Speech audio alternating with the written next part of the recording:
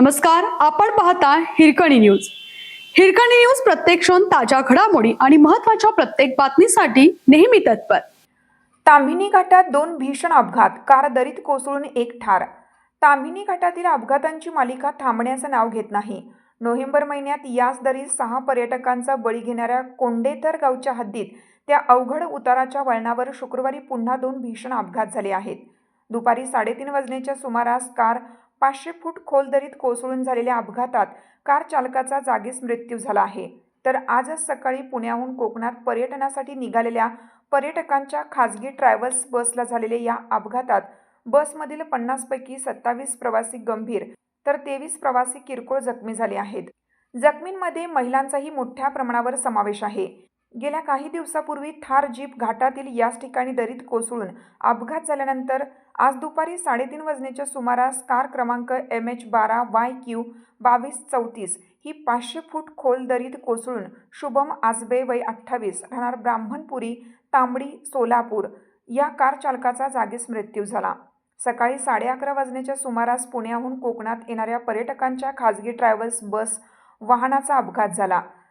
ताम्हिणी घाटातील कोंडेथर गावच्या हद्दीत अतिशय अवघड वळणावर खासगी प्रवासी बसला आजच सकाळी झालेल्या भीषण अपघातात बसमधील 50 प्रवाशांपैकी 27 गंभीर जखमी झाले असून उर्वरित 23 पर्यटक प्रवासी किरकोळ जखमी झाले आहेत। या जखमीत महिलांचाही समावेश आहे।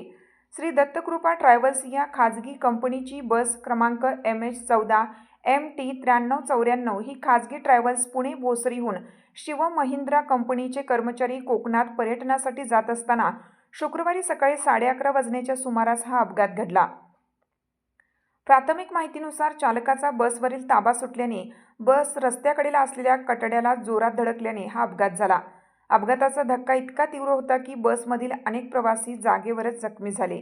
काही प्रवासी सीटवरून उडून पुढे आदळले तर काहींना काचा फुटून गंभीर इजा झाली। अपघातानंतर बसमध्ये एकच गोंधळ उडाला।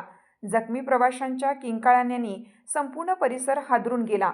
घटनेची माहिती मिळताच स्थानिक ग्रामस्थ व पुणे माणगाव मार्गावरून जाणाऱ्या प्रवाशांनी तात्काळ मदतीसाठी धाव घेतली। त्यानंतर पोलीस प्रशासन, रुग्णवाहिका आणि आपत्कालीन सेवा घटनास्थळी दाखल झाल्या।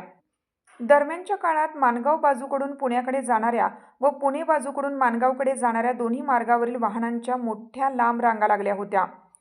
वाहतूक शाखेचे पोलीस व माणगाव पोलिसांच्या मदतीने ही वाहतूक सुरळीत करण्यात आली। जखमी प्रवाशांना तातडीने माणगाव उपजिल्हा रुग्णालयात उपचारासाठी दाखल करण्यात आला आहे। आपल्या हिरकणी न्यूज चॅनलला लाईक करा, शेअर करा आणि सबस्क्राइब करायला विसरू नका आणि रहा अपडेट।